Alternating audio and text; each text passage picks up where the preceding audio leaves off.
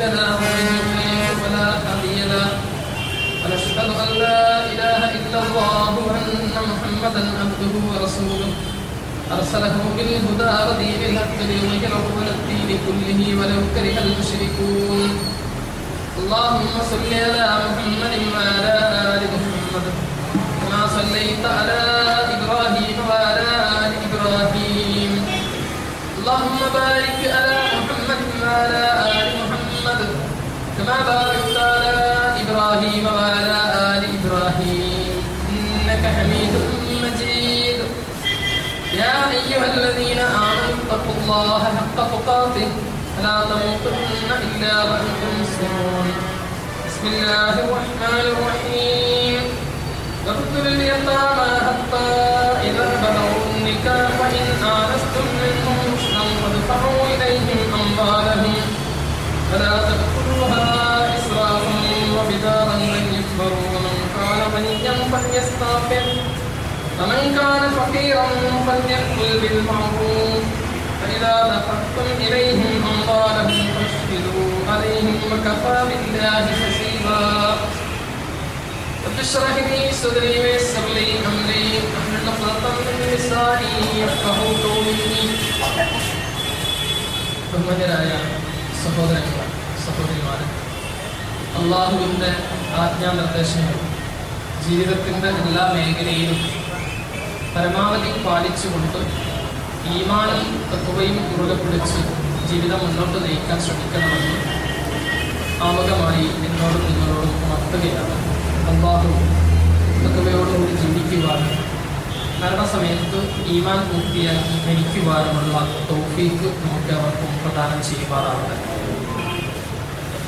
കഴിഞ്ഞ കുറച്ച് ദിവസങ്ങളായി നമ്മുടെ നാട്ടിൽ മുസ്ലിം പെൺകുട്ടികളുടെ വിവാഹ പ്രായവുമായി ബന്ധപ്പെട്ട ഒരുപാട് ചർച്ചകൾ നടന്നുകൊണ്ടിരിക്കും.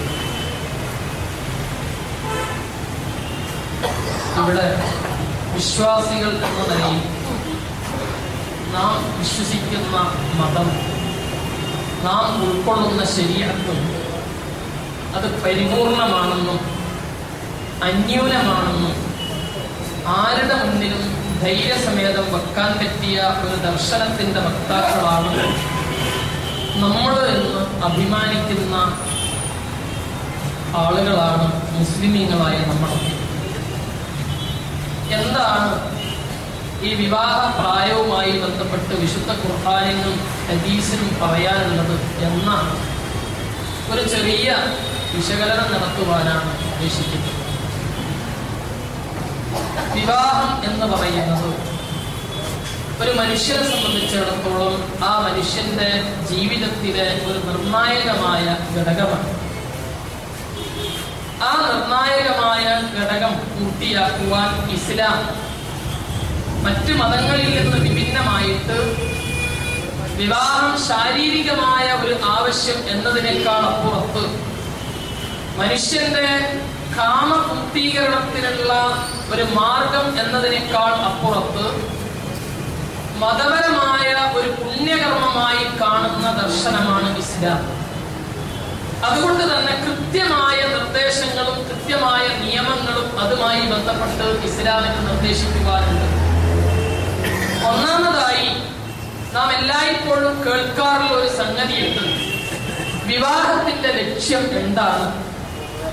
ആണായാലും പെണ്ണായാലും വിവാഹിതരാകുന്നതിന്റെ ലക്ഷ്യം വിശുദ്ധ ഇസ്ലാം പ്രധാനമായും 3 ലക്ഷ്യങ്ങൾ ഒരു മനുഷ്യൻ വൈവാഹിക ജീവിതത്തിലേക്ക് പ്രവേശിക്കുന്നതിന് വെക്കുന്നുണ്ട്. ഒന്ന്, മനുഷ്യ ജീവിതത്തിലെ ധാർമ്മിക സദാചാരം ബോധം നിലനിർത്താൻ സാധിക്കണം. യാ മഅ്ശറ ശബാബ് മൻ ഇസ്തതാഅ മിൻകുമുൽ ബാഅത ഫല്യതസവ്വജ് ഫഇന്നഹാ അഅ്ദു ലിൽ ബസരി വഅക്സറു ലിൽ ഫർജ്. ആയിരക്കണക്കിന് നിക്കാഹിന്റെ ഖുതുബകളിലൊക്കെ നമ്മൾ കേട്ട ഒരു ഹദീസാണിത്. ചെറുപ്പക്കാരെ, നിങ്ങൾ വിവാഹം കഴിക്കണം. നിങ്ങളിൽ നിന്ന് ശേഷിയുള്ള ആളുകൾ വിവാഹം കഴിക്കണം. അതുകൊണ്ടുള്ള ലക്ഷ്യം എന്താണ്? അനാവശ്യമായ അല്ലെങ്കിൽ നോക്കാൻ പാടില്ലാത്ത സ്ഥലങ്ങൾ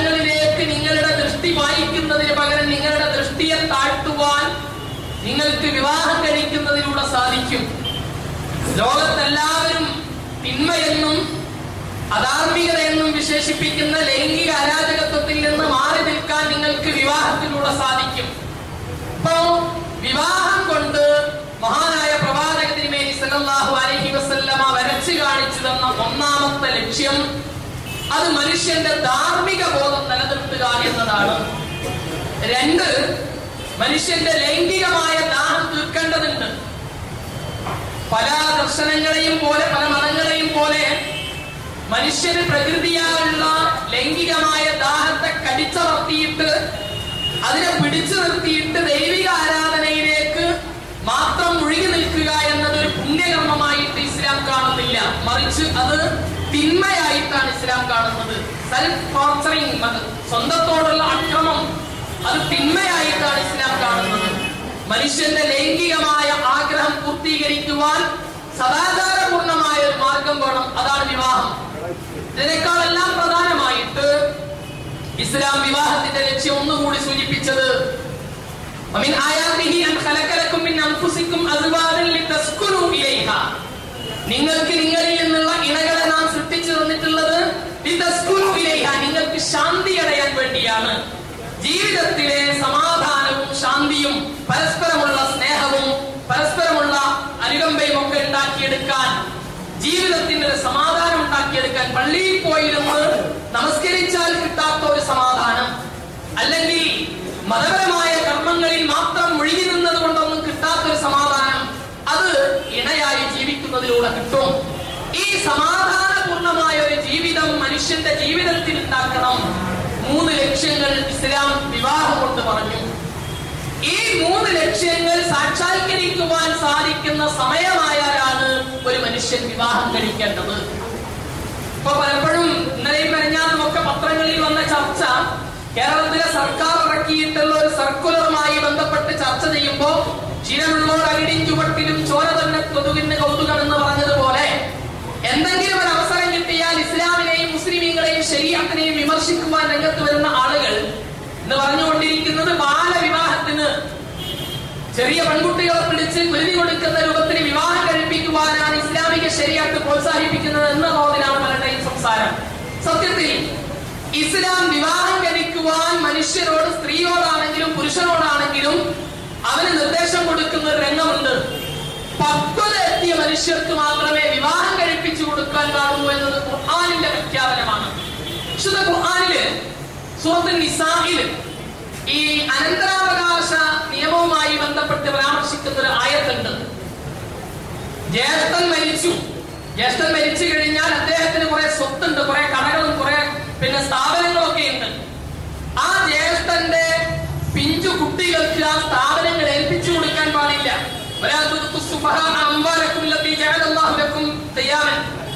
നിങ്ങളെ ഉത്തരവാദിത്തം ഏൽപ്പിച്ചിട്ടുള്ള സമ്പത്ത് നിങ്ങൾ ബുദ്ധി ഉറക്കാത്ത ആളുകളിലേക്ക് ഏൽപ്പിച്ചു കൊടുക്കാൻ പാടില്ല. ജ്യേഷ്ഠൻ മരിച്ചാൽ അല്ലെങ്കിൽ അനുജൻ മരിച്ചാൽ, അടുത്ത ബന്ധുക്കൾ മരിച്ചാൽ ആ സമ്പത്ത് ചെറിയ കുട്ടികളെ ഏൽപ്പിച്ചിട്ട് അത് നശിപ്പിക്കുന്ന അവസ്ഥ ഉണ്ടാക്കാൻ പാടില്ല. മറിച്ച് നിങ്ങളത് കൈകാര്യം ചെയ്യണം. ഏതുവരെ?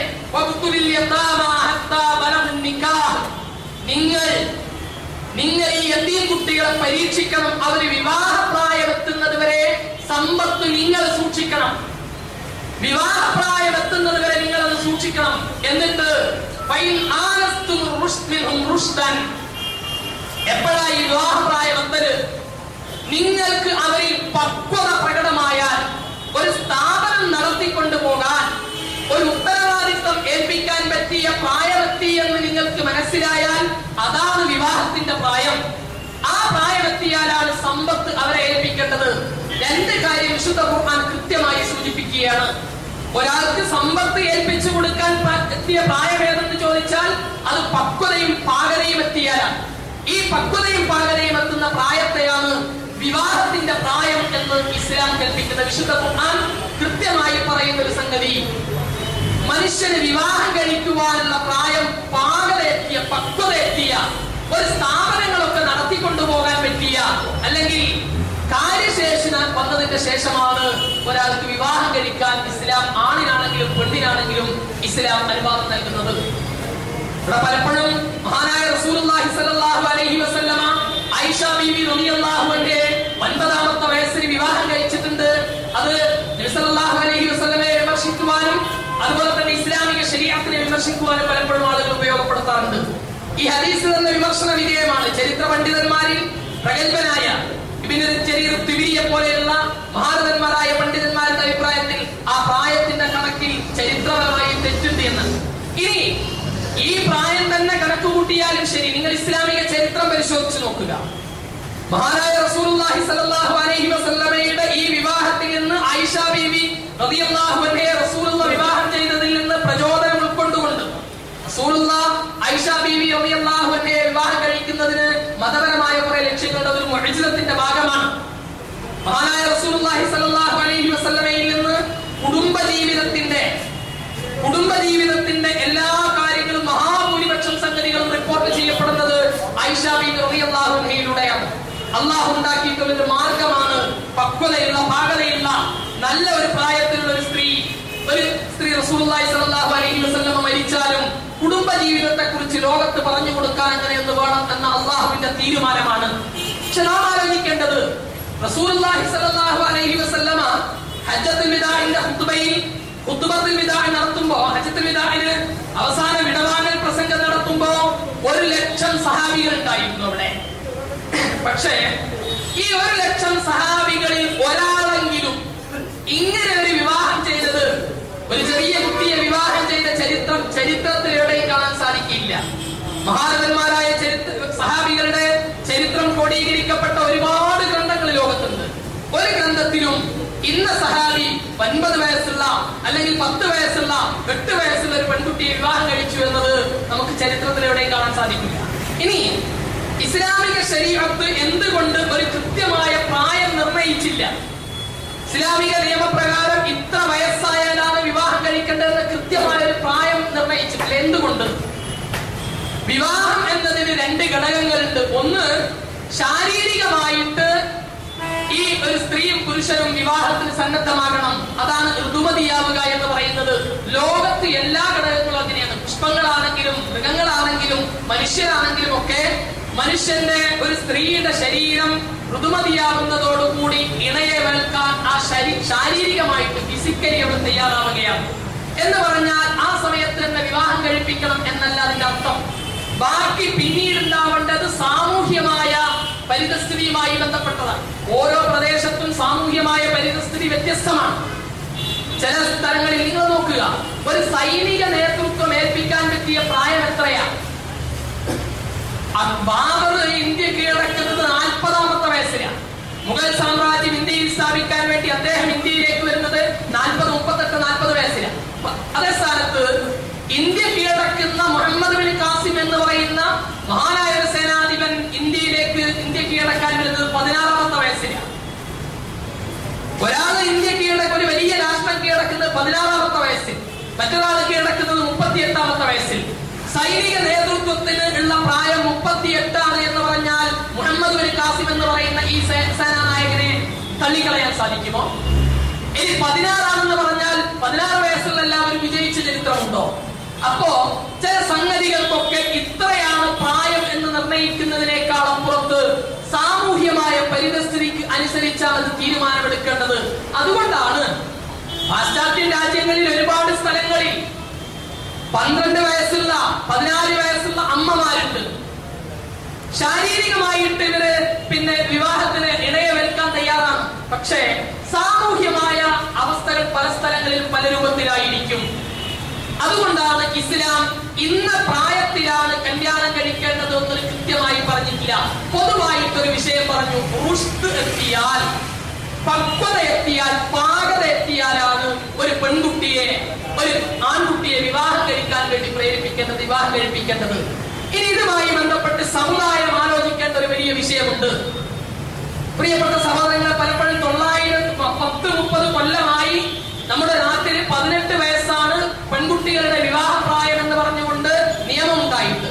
പക്ഷെ അതിനിടയിൽ ഒരുപാട് സഹോദരങ്ങൾ, ഒരുപാട് പെൺകുട്ടികളുടെ വിവാഹം കഴിഞ്ഞു പോയിട്ടുണ്ട്. എന്തുകൊണ്ട്? ആ പരിസ്ഥിതിയാണ് നമ്മൾ ആലോചിക്കേണ്ടത്. ഇവിടെയാണ് സമുദായ നേതൃത്വത്തിനും സമുദായത്തിന്റെ സംഘടനകൾക്കും മഹല്ല് നേതൃത്വത്തിനും പാഠങ്ങൾ ഉൾക്കൊള്ളാനുള്ളത്. എന്തുകൊണ്ടാണ് 16 വയസ്സിൽ 15 വയസ്സിൽ പെൺകുട്ടികളെ കല്യാണം കഴിപ്പിക്കുന്നത് രക്ഷിതാക്കള്? നമുക്ക് തത്വം പറയാൻ എളുപ്പമാണ്. കുട്ടികളെ പഠിപ്പിക്കണം, പെൺകുട്ടികൾ പഠിക്കണം, വളരണം എന്നൊക്കെ പറയാൻ എളുപ്പമാണ്. പക്ഷേ 15 വയസ്സുള്ള 16 വയസ്സുള്ള പെൺകുട്ടിയുടെ രക്ഷിതാവിന്റെ മനസ്സിൽ തീയാണ് പലപ്പോഴും. ഇന്ന് നമ്മൾ കണ്ടുകൊണ്ടിരിക്കുന്ന അനുഭവങ്ങൾ അങ്ങനത്തതാണ്. ടീനേജ് പ്രായത്തിലുള്ള പെൺകുട്ടികൾ, ടീനേജ് പ്രായത്തിലുള്ള കുട്ടികൾ വരുത്തി വെക്കുന്ന മഹാദുരന്തങ്ങൾ കണ്ടില്ല എന്ന് നടിക്കാൻ പറ്റില്ല. പലപ്പോഴും സ്കൂളിലേക്ക് കോളേജിലേക്ക് പോയ കുട്ടികൾ എങ്ങനെ തിരിച്ചു വരുമെന്ന് പറയാൻ കഴിയാത്ത അത്രയേറെ അപകടകരമായ സാഹചര്യം നാട്ടിലുണ്ട്. ഇതാണ് പല രക്ഷിതാക്കളെയും പലപ്പോഴും കിട്ടിയ പ്രായത്തിൽ സാഹചര്യം ഒത്തുവന്നാൽ പ്രായവും പക്വതയും നോക്കാതെ പെൺകുട്ടികളെ വിവാഹം കഴിപ്പിക്കുന്നത്. സമുദായമേ ഉണരേണ്ട ഒരു വിഷയം ഇവിടെയുണ്ട്. നമ്മുടെ പെൺകുട്ടികളെ, ടീനേജ് പ്രായത്തിലുള്ള നമ്മുടെ പെൺമക്കളെ വിഷയങ്ങൾ പറഞ്ഞു കൊടുക്കാൻ നമ്മൾ തയ്യാറാവണം. ഈ വിശുദ്ധ റമദാനിന് ഒരുപാട് ക്ലാസ്സുകൾ എല്ലാവരെയും നടക്കുന്നുണ്ട്. ഈ പള്ളിയിലടക്കം പള്ളിയിലും വീടുകളിലും ഒക്കെ ക്ലാസ് നടക്കാറുണ്ട്. പരലോകത്തെ കുറിച്ച്, സദഖയെ കുറിച്ച്, സകാത്തിനെ കുറിച്ച്, പലതിനെ കുറിച്ചും ക്ലാസ്സുകൾ നടക്കാറുണ്ട്. പക്ഷേ പ്രിയപ്പെട്ട സഹോദരങ്ങളെ, നമ്മുടെ ഈ പെൺകുട്ടികളുണ്ടല്ലോ, ഹൈസ്കൂളില്, പ്ലസ് ടുവിന്, കോളേജിലൊക്കെ പഠിക്കുന്ന പെൺകുട്ടികളെ ഇവരെ വിളിച്ചു കൂട്ടിയിട്ട് മക്കളെ, നിങ്ങൾ ഈ കണ്ടതല്ല ലോകം, മക്കളെ നിങ്ങളുടെ ഈ സങ്കല്പമല്ല കുടുംബജീവിതം എന്ന് പറയുന്നത്. നൈമിഷികമായി ഏതെങ്കിലും ഒരു വികാരത്തിന്റെ പേരിൽ ഇറങ്ങിപ്പുറപ്പെടേണ്ടതല്ല ഇണയുമായിട്ടുള്ള ജീവിതം എന്നത് കുട്ടികൾക്ക് പഠിപ്പിച്ചു കൊടുക്കണം. പലപ്പോഴും മറ്റു പല സമുദായങ്ങളും അവരുടെ ആരാധനാ കേന്ദ്രങ്ങളുമായി കേന്ദ്രീകരിച്ച് ഈ ടീനേജ് പ്രായത്തിലുള്ള കുട്ടികൾക്ക് ഇത്തരം ക്ലാസ്സുകൾ നടക്കാറുണ്ട്. ദൗർഭാഗ്യകരം, മുസ്ലിം ഉമ്മത്തിൽ അങ്ങനെ ഉണ്ടാവാറില്ല. സഹോദരങ്ങളെ, ഇത്തരം ചർച്ചയിൽ നമ്മൾ ഉൾക്കൊള്ളേണ്ട ഒരു പാഠമുണ്ട്. നമ്മുടെ കുട്ടികൾക്ക് ഈ ഇത്തരം വിഷയങ്ങളെ കൃത്യമായി പറഞ്ഞ് മനസ്സിലാക്കി കൊടുക്കണം. 2, കഴിഞ്ഞ കുറച്ച് ദിവസം മുമ്പ് നമ്മുടെ നാട്ടിൽ വലിയ ചർച്ച നടന്നു ഒരു മൈസൂർ കല്യാണത്തെ കുറിച്ച്. നമ്മൾ മനസ്സിലാക്കേണ്ട ഒരു കാര്യമുണ്ട്. 100 കണക്കിന് സഹോദരിമാർ, 100 കണക്കിന് ചെറിയ ചെറിയ പെൺകുട്ടികൾ 18 വയസ്സ്, 19 വയസ്സ്, 20 വയസ്സാകുമ്പോ കുട്ടികള് 2 മക്കളെയും കയറിയിട്ട് വിധവകളായിട്ട് അല്ലെങ്കിൽ ഭർത്താവില്ലാത്തവരായിട്ട് ഇങ്ങനെ നടക്കേണ്ട ഗതികേട് ഈ ഉമ്മത്തിന്. ഇത് ഞാനിത് പറയുമ്പോ മുസ്ലിം സമുദായത്തിന് മാത്രമാണെന്ന് തെറ്റിദ്ധരിക്കരുത്. മറ്റു സമുദായങ്ങളിലൊക്കെ ഇതിനേക്കാളും പ്രയാസകരമായ അവസ്ഥ ഉണ്ട്. പലർക്കും മുസ്ലിമീങ്ങളിൽ വല്ല വ്രണമുണ്ടെങ്കിലാണല്ലോ കുത്തിപ്പഴിപ്പിക്കാൻ പിന്നെ താല്പര്യം. ഇത് മുസ്ലിമീങ്ങളിൽ മാത്രമൊന്നല്ല, എല്ലാ സമുദായത്തിലും ഉണ്ട്. പക്ഷേ ഖൈർ ഉമ്മത്ത് എന്ന നിലയിൽ മുസ്ലിം ഉമ്മത്തിന് ഇത് നടക്കാൻ പാടില്ല. പലപ്പോഴും 16-ാമത്തെ വയസ്സിന് 17-ാമത്തെ വയസ്സിന് കുട്ടികളെ കല്യാണം കഴിപ്പിച്ചു കൊടുക്കുക. ആരെങ്കിലും ഒരാൾ കിട്ടിയാൽ അയാൾക്ക് കല്യാണം കഴിപ്പിച്ചു കൊടുക്കുന്ന ഒരു സ്വഭാവം. പ്രിയപ്പെട്ടവരെ, രക്ഷിതാക്കളെ, ഒരു കാര്യം ആലോചിക്കേണ്ടത്, ഒരു പെൺകുട്ടിയോടുള്ള ബാധ്യത എന്നത് ആ പെൺകുട്ടി ഒരാൾക്ക് നിക്കാഹ് ചെയ്തു കൊടുക്കുന്നതോടുകൂടി എന്റെ ബാധ്യത തീർക്കാമെന്ന് ഒരിക്കലും ധരിക്കല്ലേ. മഹാനായ റസൂലുള്ളാഹി സ്വല്ലല്ലാഹു അലൈഹി വസല്ലമ കൃത്യമായി പറഞ്ഞൊരു കാര്യമുണ്ട്. മക്കൾക്കിടയിൽ നീതി പാലിക്കാത്ത മനുഷ്യൻ നാളെ പരലോകത്തൊരു ഭാഗത്ത് ചെരിഞ്ഞുകൊണ്ടാണ് കടന്നു വരിക എന്ന് അല്ലാഹുവിന്റെ റസൂൽ സ്വല്ലല്ലാഹു അലൈഹി വസല്ലം. മകൻ എഞ്ചിനീയറിംഗിന് പഠിക്കണം, മകൻ ബിടെക് കഴിയണം, MBBS കഴിയണം, മകനെ വലിയ വലിയ ഉന്നതങ്ങളിൽ എത്തിക്കണം, അതിന് വല്ലാത്ത താല്പര്യമാണ്. പക്ഷേ പെൺകുട്ടിയെ കുറിച്ചുള്ള താല്പര്യം എന്താ? ആരെയെങ്കിലും കിട്ടിയാൽ ഒന്ന് കല്യാണം കഴിപ്പിച്ചു വിടണം. ഇതാണ് രക്ഷിതാക്കളുടെ പലപ്പോഴും താല്പര്യം. അള്ളാഹ് പൊറുക്കൂല, പടച്ച തമ്പുരാൻ പൊറുക്കൂല ഇത് വിഷയം. പ്രിയപ്പെട്ടവരെ, കുട്ടികൾക്ക് പെൺകുട്ടികളോട് ചെയ്യേണ്ട ഉത്തരവാദിത്തം എന്ന് പറയുന്നത് ഒന്ന് സ്വന്തം കാലിൽ നിർത്താൻ അവരെ പ്രേരിപ്പിക്കും, ഒന്ന് സ്വന്തം താനിയോടെ നിൽക്കാനുള്ള കരുത്ത് അവർക്ക് കൊടുക്ക്. അതൊരു രക്ഷിതാവിന്റെ ബാധ്യതയാണ്. ആ കുട്ടികളെ വിദ്യാഭ്യാസം കൊടുക്കാൻ, തൊഴിൽ മേഖലയിൽ ആ കുട്ടികളെ എത്തിക്കാൻ. എന്നാൽ ഈ സംഭവങ്ങൾ ഉണ്ടാവില്ല പലപ്പോഴും. നമ്മുടെ നാട്ടില് ഞാൻ പറഞ്ഞല്ലോ, മുസ്ലിം ഭൂരിപക്ഷ കേന്ദ്രങ്ങളിൽ പലപ്പോഴും 18 വയസ്സുള്ള ഭർത്താക്കന്മാരില്ലാത്ത ഒരുപാട് പെൺകുട്ടികൾ, 100 കണക്കിന് പെൺകുട്ടികൾ എങ്ങനെ ഉണ്ടായി എന്ന് ചോദിച്ചാൽ രക്ഷിതാക്കളുടെ ധാരണ തങ്ങളുടെ ഉത്തരവാദിത്തം ഈ കുട്ടിയെ ആർക്കെങ്കിലും ഒന്ന് പിടിച്ച് നിക്കാഹ് ചെയ്ത് കൊടുത്താൽ ഉത്തരവാദിത്തം കഴിഞ്ഞു എന്ന. അങ്ങനെയല്ല സഹോദരങ്ങളെ, നമ്മുടെ പെൺകുട്ടികൾ, നമ്മുടെ പെൺമക്കളെ കരുത്തുള്ളവരാക്കി മാറ്റണം. നമ്മുടെ പെൺമക്കളെ സ്വന്തം കാലിൽ നിൽക്കാൻ ത്രാണിയുള്ളവരായിട്ട് അവരെ മാറ്റിയെടുക്കുക എന്നത് ഒരു പിതാവ് എന്ന നിലയിൽ നമ്മുടെ ബാധ്യതയാണ് എന്നത് നമ്മൾ മനസ്സിലാക്കണം. പറഞ്ഞതിന്റെ ചുരുക്കം ഇത്രയാണ്. വിവാഹം എന്ന് പറയുന്നത് ഒരു മനുഷ്യന്റെ ജീവിതത്തെ സംബന്ധിച്ചിടത്തോളം വലിയൊരു ടേണിംഗ് പോയിന്റ് ആണ്. അതിൽ ഇസ്ലാം നിശ്ചയിച്ച പ്രായം ആണിനാണെങ്കിലും പെണ്ണിനാണെങ്കിലും പക്വത എത്തിയ പ്രായത്തിൽ മാത്രമേ വിവാഹം കഴിപ്പിക്കാൻ ഇസ്ലാം അനുവദിക്കുന്നുള്ളൂ. ഒരു രക്ഷിതാവിനെ സംബന്ധിച്ചിടത്തോളം ആ പക്വത എത്തുന്ന പ്രായം വരെ ആൺകുട്ടിയെ എങ്ങനെ വളർത്തുന്നുവോ അതുപോലെ വളർത്തുവാൻ ഇസ്ലാം ഒരു രക്ഷിതാവിനോട് കൽപ്പിക്കുന്നു. ഒന്നുകൂടി മനസ്സിലാക്കുക, വിവാഹം എന്ന് പറയുന്നത് ജീവിതത്തിന്റെ ആത്യന്തിക ലക്ഷ്യമാണ് എന്ന് നമ്മുടെ കുട്ടികളെ അങ്ങനെ മനസ്സിലാക്കരുത്. പലപ്പോഴും വീട്ടിന്റെ അകത്തളങ്ങളിൽ നമ്മുടെ പെൺകുട്ടികളെ പറഞ്ഞു ബോധ്യപ്പെടുത്തുന്നതാ, 18-19 വയസ്സായി, ഇപ്പോഴും കുട്ടി കോളേജിലേക്ക് പോവാ, പഠിക്കുക, ഇതുവരെ കല്യാണം കഴിഞ്ഞിട്ടില്ലല്ലേ എന്നതാണ് സാധാരണ ചോദ്യം. എന്ന് പറഞ്ഞാൽ ഈ കുട്ടിയുടെ മനസ്സിൽ നമ്മൾ അറിയാതെ ഒരു ചിന്ത ഇടുകയാണ്, എന്റെ ആത്യന്തികമായ ലക്ഷ്യം കല്യാണം കഴിക്കുക എന്നതാണ് എന്ന്. പ്രിയപ്പെട്ടവരെ, അങ്ങനെ മനസ്സിലാക്കല്ലേ. വിവാഹത്തിന്റെ ശേഷവും പഠിക്കാം ഈ കുട്ടികൾക്ക്. വിവാഹം കഴിഞ്ഞാലും പഠിക്കാനും ജോലിയിൽ ഏർപ്പെടാനും ഇസ്ലാം അനുവാദം നൽകുന്നു. സാമൂഹ്യമായിട്ട് അതിന് കഴിയുന്നു. ആ തരത്തിൽ വിവാഹം ജീവിതത്തിൽ സാധാരണഗതിയിൽ നടന്നു പോകേണ്ട ഒരു പ്രക്രിയ മാത്രമാണ് എന്ന് നമ്മുടെ മക്കളെ ബോധ്യപ്പെടുത്താൻ സാധിക്കണം. അല്ലാഹു അനുഗ്രഹിക്കുമാറാവട്ടെ.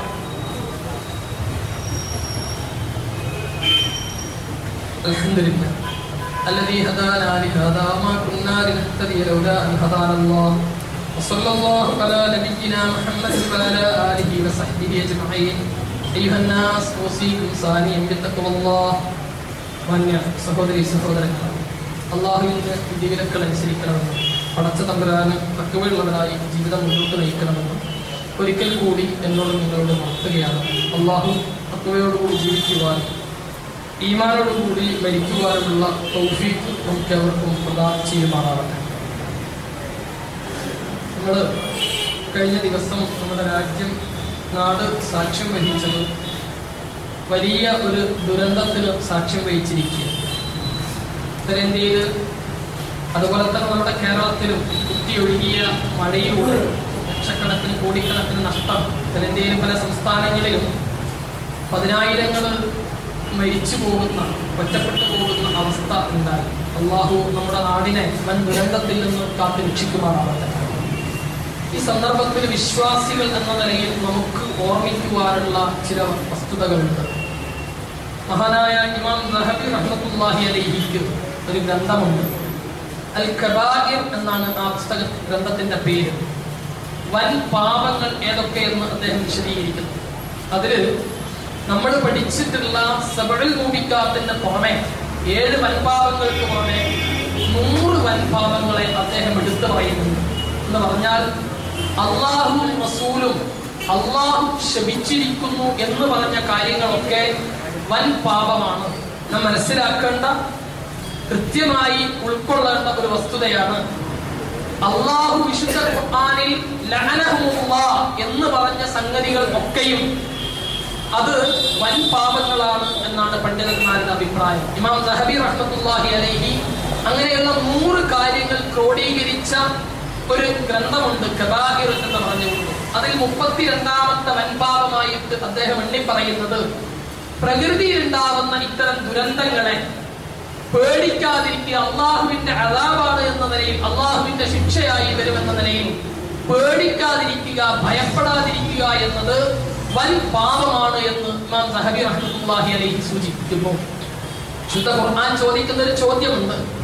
നിങ്ങൾ രാത്രി കിടന്നിറങ്ങുന്ന സമയത്ത് അള്ളാഹുവിന്റെ ദുരന്തം നിങ്ങളിലേക്ക് വന്നാൽ, അള്ളാഹുവിന്റെ ശിക്ഷ നിങ്ങളിലേക്ക് വന്നാൽ നിങ്ങളെ രക്ഷപ്പെടുത്താൻ ആരാണ് ഉണ്ടാവുക? നിങ്ങൾ ദുഹാ സമയത്ത് നിൽക്കുന്ന സമയത്ത് അള്ളാഹുവിന്റെ ശിക്ഷ നിങ്ങളിലേക്ക് വന്നാൽ ആരാണ് നിങ്ങളെ രക്ഷപ്പെടുത്താൻ ഉണ്ടാവുക? ഇത്തരം സന്ദർഭങ്ങളിൽ മുസ്ലിമീങ്ങൾ എന്ന നിലയിൽ, വിശ്വാസികൾ എന്ന നിലയിൽ ഇത്തരം വാർത്തകൾ കേൾക്കുമ്പോൾ നമുക്ക് ചെയ്യാനുള്ള ഒന്ന്, അള്ളാഹുവിലേക്ക് ഇസ്തിഗ്ഫാർ നടത്തിയിട്ട് മടങ്ങുക എന്നതാണ്. പടച്ചവനോട് പൊറുക്കലിനെ തേടിയിട്ട് അള്ളാഹുവിനോട് അല്ലാഹുമ്മ ലാ തഖ്തുൽനാ ബിഗളബിക വലാ തുഹ്ലിക്നാ ബിഅദാബിക, പടച്ച തമ്പുരാനെ, നിന്റെ കോപം കൊണ്ട് ഞങ്ങളെ നീ കൊന്നുകളയരുത്, അതുപോലെ തന്നെ നിന്റെ ശിക്ഷ കൊണ്ട് ഞങ്ങളെ നീ നശിപ്പിച്ചു കളയരുത് എന്ന് അള്ളാഹുവിനോട് നിരന്തരമായി പ്രാർത്ഥിക്കുകയാണ് വിശ്വാസികൾ എന്ന നിലയിൽ നമുക്ക് ചെയ്യാനുള്ള വലിയ ഒരു ദൗത്യം. അതോടൊപ്പം ചില വസ്തുതകൾ നമ്മൾ മനസ്സിലാക്കുകയും ചെയ്യണം. എന്തുകൊണ്ട് ഇത്തരത്തിലുള്ള ദുരന്തങ്ങൾ ഉണ്ടാകുന്നു എന്ന് ചോദിച്ചാൽ ഒരുപക്ഷെ അള്ളാഹുവിന്റെ ശിക്ഷയായിരിക്കാം. ഈ എല്ലാ ദുരന്തങ്ങളും അള്ളാഹുവിന്റെ ശിക്ഷ മാത്രമാണ് എന്ന് മനസ്സിലാക്കരുത്. ഒരുപക്ഷെ അള്ളാഹുവിന്റെ ശിക്ഷയായിരിക്കാം, അല്ലെങ്കിൽ ഇത് അള്ളാഹുവിന്റെ അനുഗ്രഹവും ആയേക്കാം. ദുരന്തങ്ങൾ അള്ളാഹുവിന്റെ അനുഗ്രഹങ്ങളായിട്ട് പലപ്പോഴും വരാറുണ്ട്. അതുപോലെ തന്നെ അള്ളാഹുവിന്റെ പരീക്ഷണങ്ങളായിട്ട് വരാറുണ്ട്, അള്ളാഹുവിന്റെ ശിക്ഷയായിട്ട് വരാറുണ്ട്. അത് പടച്ച തമ്പുരാന് മാത്രമേ അറിയുള്ളൂ. ഇത് അള്ളാഹുവിന്റെ ശിക്ഷയാണോ, ഇത് അള്ളാഹുവിന്റെ അദാബാണോ, അല്ല അള്ളാഹുവിന്റെ അനുഗ്രഹമാണോ, പരീക്ഷണമാണോ എന്നത് നമുക്ക് അള്ളാഹുവിലേക്ക് പ്രാർത്ഥിക്കുക എന്നതാണ് വിശ്വാസികൾക്കുള്ള ബാധ്യത. അതുപോലെ തന്നെ ഈ പ്രകൃതിയോട് പരിസ്ഥിതിയോട് നമ്മൾ ചെയ്തിട്ടുള്ള ക്രൂരമായ അതിക്രമങ്ങൾ പലപ്പോഴും ഇത്തരം ദുരന്തങ്ങൾക്ക് കാരണമായി തീരാറുണ്ട്. പലപ്പോഴും 1-2 പ്രാവശ്യം നമ്മൾ പറഞ്ഞിട്ടുള്ള ഒരു വിഷയമുണ്ട്. മനുഷ്യന്റെ കരം ഭൂമിയിൽ പ്രവർത്തിച്ചത് കൊണ്ടാണ് ഹിമാലയത്തിന്റെ ചുറ്റുപാടും അതീവ പരിസ്ഥിതി പിന്നെ ആവശ്യമുള്ള സംരക്ഷണം ആവശ്യമുള്ള മേഖലയിൽ നിർമ്മാണ പ്രവർത്തനങ്ങൾ നടത്തിയപ്പോ, മുക്കുകൾ ഇടിച്ചപ്പോ അവിടെയാണ് ഈ ദുരന്തങ്ങൾ ഉണ്ടായതെന്ന് ശാസ്ത്രജ്ഞന്മാർ സൂചിപ്പിക്കുന്നു. വസ്തുതയില്ലാത്തത് അല്ലാഹുവാനും. എങ്ങനെയായാലും പടച്ച തമ്പുരാൻ പറയുന്ന ഒരു കാര്യമുണ്ട്, മനുഷ്യന്റെ കരം പ്രവർത്തിച്ചത് കൊണ്ടാണ് കടലിലും കരയിലുമൊക്കെ ഇത്തരം വൻ ദുരന്തങ്ങൾ ഉണ്ടാവുന്നത് എന്ന ഖുർആനിന്റെ പ്രഖ്യാപനത്തെ നമ്മൾ മറന്നു പോകരുത്. നമ്മുടെ നാടിനും അത്തരം ദുരന്തങ്ങൾ ഉണ്ടാകും എന്നത് നമ്മൾ മറക്കരുത്. ഇതിനെ പേടിക്കുക. അള്ളാഹു കാത്തുരക്ഷിക്കുമാറാവട്ടെ. രണ്ടാമത്തെ ഒരു വിഷയം, കാലവർഷം നന്നായിട്ട് ശക്തി പ്രാപിച്ചു, ട്രോളിംഗ് നിരോധിച്ചു. പല മേഖലയിലും ജോലി ചെയ്യുന്ന നമ്മുടെ സഹോദരങ്ങൾ, പ്രത്യേകിച്ച് തീരപ്രദേശങ്ങളിലുള്ള ആളുകൾ, കൂലിവേല ചെയ്ത് ജീവിക്കുന്ന ആളുകൾ പട്ടിണിയിലാണ്, ദാരിദ്ര്യത്തിലാണ്. അതോടൊപ്പം തന്നെ ഒന്നുകൂടി സൂചിപ്പിക്കാനുള്ളത്, രൂപയുടെ മൂല്യം ഇടിഞ്ഞുകൊണ്ടിരിക്കുന്നു. സാധനങ്ങളുടെ അവശ്യ സാധനങ്ങളുടെ വില വല്ലാതെ വർദ്ധിച്ചുകൊണ്ടിരിക്കുന്നു. 2 കാര്യം ഈ രംഗത്ത് ശ്രദ്ധിക്കാനുള്ളത്, നമ്മുടെ സദഖകൾക്കും നമ്മുടെ ദാനധർമ്മങ്ങൾക്കും ഏറ്റവും കൂലി കിട്ടുന്ന സമയം ആവശ്യമുള്ള സമയത്ത് ദാനം ചെയ്യുക എന്നിടത്താണ്. തീരദേശ പ്രദേശങ്ങളിൽ വീട് നഷ്ടപ്പെട്ട് അതുപോലെ തന്നെ ജോലി നഷ്ടപ്പെട്ട് കഷ്ടപ്പെടുന്ന സഹോദരങ്ങളുണ്ട്. റിലീഫ് പ്രവർത്തനങ്ങൾ ആ ഭാഗങ്ങളിലേക്ക് നമ്മുടെ റിലീഫ് പ്രവർത്തനങ്ങൾ നിർബന്ധമായും എത്തണം. നമ്മുടെയൊക്കെ പ്രദേശത്ത് കൂലിവേല ചെയ്ത് ജീവിക്കുന്ന സഹോദരങ്ങൾ, പണിയില്ലാതെ, കുട്ടികൾക്ക് മരുന്ന് വാങ്ങാൻ കാശില്ലാതെ, അതുപോലെ തന്നെ ഭക്ഷണത്തിന് കാശില്ലാതെ ബുദ്ധിമുട്ടുന്ന സഹോദരങ്ങൾ ഉണ്ടാകും. അവരിലേക്ക് നമ്മൾ ഇതെത്തിക്കാൻ, ഇങ്ങോട്ട് യാചിച്ചു വരുന്നവർക്ക് കൊടുക്കാനല്ല ഈ പറഞ്ഞത്, അങ്ങോട്ട് ചെന്ന് അന്വേഷിച്ചിട്ട് ഇത്തരം രംഗങ്ങളിൽ സഹായം എത്തിക്കുവാൻ നമ്മൾ തയ്യാറാവണം. അതിന്റെ കൂടെ തന്നെ ഓർമ്മിക്കേണ്ട ഒന്ന്, ഈ ദാരിദ്ര്യവും കഷ്ടപ്പാടും ഒക്കെ ഉണ്ടാകുമ്പോ മഹാനായ ഉമർ ബിൻ ഖത്താബ് റളിയല്ലാഹു അൻഹു സമൂഹത്തോട് നിർദ്ദേശിച്ച ഒന്നുണ്ട്, പ്ലാനിങ് എന്നത്. ഈ അവശ്യ സാധനങ്ങൾക്ക് വില വർദ്ധിച്ച സമയത്ത് സാധാരണ മുസ്ലിമീങ്ങൾ തൂർത്തും പൊങ്ങച്ചും പാടില്ല. പ്രത്യേകിച്ച് ഇത്തരം സന്ദർഭങ്ങളിൽ നമ്മുടെ ചെലവ് പരമാവധി നിയന്ത്രിക്കണം. വീട്ടിലെ ചെലവ്, അതുപോലെ തന്നെ വ്യക്തിപരമായ ചെലവുകൾ പരമാവധി നിയന്ത്രിക്കുക എന്നത് അത് നമ്മുടെ സമ്പത്ത് സൂക്ഷിക്കാനുള്ള ഒരു മാർഗം മാത്രമല്ല, ഇസ്ലാമികമായ ഒരു ബാധ്യത കൂടിയാണ്. നാട്ടിലെ ദാരിദ്ര്യാവസ്ഥയിൽ ഊർത്തും പൊങ്ങച്ചും ഒഴിവാക്കുക എന്നത് മതപരമായ ഒരു ബാധ്യത കൂടിയാണ് എന്ന് നാം മനസ്സിലാക്കുക. അള്ളാഹു നമ്മെ അനുഗ്രഹിക്കുമാറാവട്ടെ. ഇവിടെ കണ്ടിട്ടുള്ള ഒരു ചെറിയ കാര്യം സൂചിപ്പിക്കാതിരിക്കാൻ നിർവാഹമില്ല. പല സഹോദരങ്ങളും ചിലപ്പോ തെറ്റിദ്ധാരണ കൊണ്ടോ അല്ലെങ്കിൽ വേണ്ടത്ര ധാരണയില്ലാതെ കൊണ്ടോ സംഭവിക്കുന്നെങ്കിൽ നേരെ വന്ന് വുളു ചെയ്ത്, നേരെ വന്ന് കാല് കഴുകി പോയിട്ട് വുളു എടുത്ത് നേരെ കയറി വരുന്ന കുറച്ച് അനുഭവങ്ങൾ കണ്ടിട്ടുണ്ട്. എന്ന് പറഞ്ഞാൽ കാല് കഴുകുക എന്നത് കാല് വൃത്തിയാക്കാൻ വേണ്ടിയിട്ടുള്ളതല്ല, വുളുവിന്റെ ഭാഗമാണ് എന്നത് മനസ്സിലാക്കുക.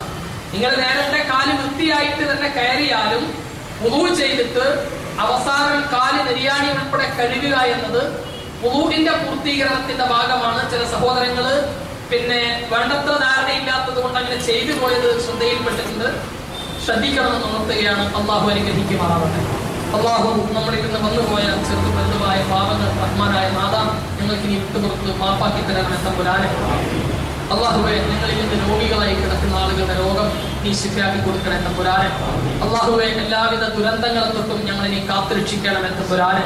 അല്ലാഹുവേ വൻ പ്രകൃതി ദുരന്തങ്ങളിൽ നിന്ന് ഞങ്ങളുടെ നാട്ടിനെ നീ രക്ഷിക്കണമേ തമ്പുരാനെ.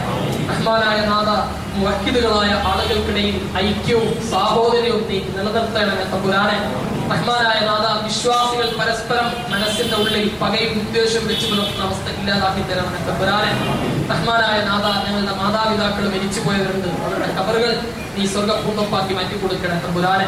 റഹ്മാനായ നാഥ, രോഗികളായി കിടക്കുന്ന ആളുകളുടെ രോഗം നീ ശിഫയാക്കി കൊടുക്കണേ തമ്പുരാനെ.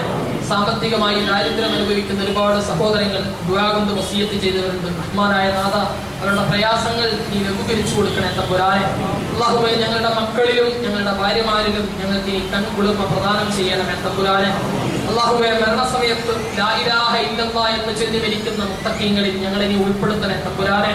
റഹ്മാനായ നാഥ, മാരകമായ രോഗങ്ങളെ തൊട്ട് കാത്തുരക്ഷിക്കണേ തമ്പുരാനെ. അല്ലാഹുവേ, അപകട മരണങ്ങളെ തൊട്ട് ഞങ്ങളെ നീ കാത്തുരക്ഷിക്കണമേ തമ്പുരാനെ. റഹ്മാനായ നാഥ, ജീവിതത്തിന്റെ അന്ത്യം വരെ നിന്റെ ദീനിനെ മുറുകെ പിടിക്കുന്ന മുത്തഖീങ്ങളിൽ ഞങ്ങളെ ഉൾപ്പെടുത്തണേ തമ്പുരാനെ. اللهم اغفر للمؤمنين والمؤمنات والمسلمين والمسلمات اللهم اغفر للمؤمنين والمؤمنات ربنا آتنا في الدنيا حسنة وفي الآخرة حسنة وقنا عذاب النار ربنا لا تجعل قلوبنا غلا للذين آمنوا ربنا إنك رؤوف رحيم اللهم ألف بين قلوب الموحدين اللهم ألف بين قلوب الموحدين اللهم ألف بين قلوب الموحدين اللهم دمر أقدام أعداء الموحدين اللهم دمر أقدام أعداء الموحدين اللهم دمر أقدام أعداء الموحدين ربنا آتنا في الدنيا حسنة وفي الآخرة حسنة وقنا عذاب النار آمين برحمتك يا أرحم الراحمين.